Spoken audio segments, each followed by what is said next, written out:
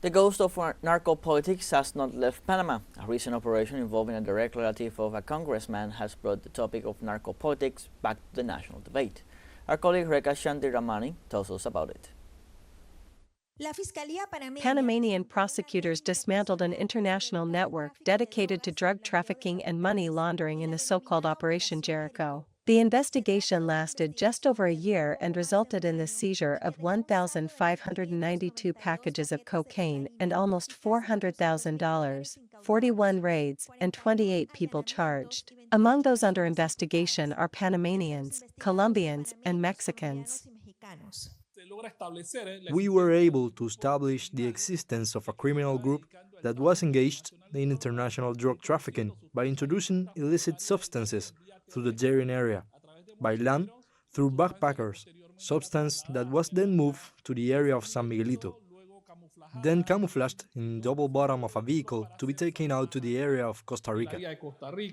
According to the Prosecutors Office, agents of the National Border Service were guarding the drugs in transit.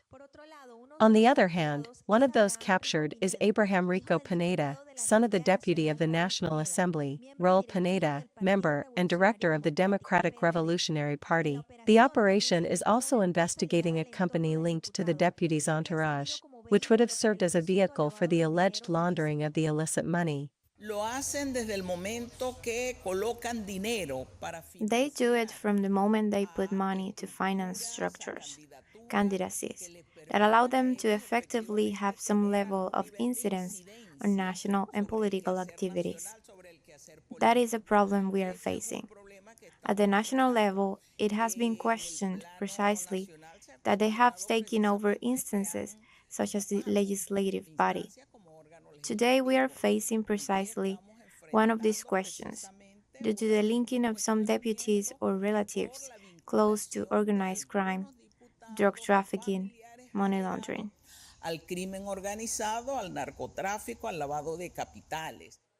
According to experts, Panama has gone from a phase in which organized crime recruited officials in the different entities to sustain its activities, to one in which the same officials have created their own criminal structures, shielded from power with privileges, tailor-made laws, pacts with judges and prosecutors, electoral clientelism, among others.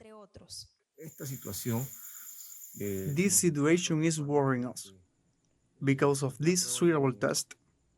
This inefficiency in being able to find out who are the real bosses behind these criminal organizations, to identify the names that have been infiltrated from the most modest bases of the people, up to a subdirector, director of a police or security institution, as well as ministers, and not only at the public level, but also at a commercial level, as these structures are lent.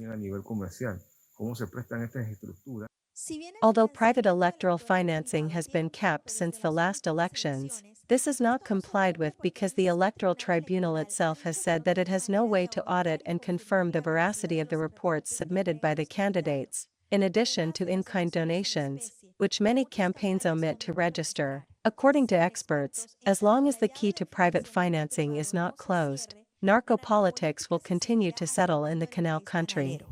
Para teleSUR, desde Ciudad de Panamá, Reka Shandiramani.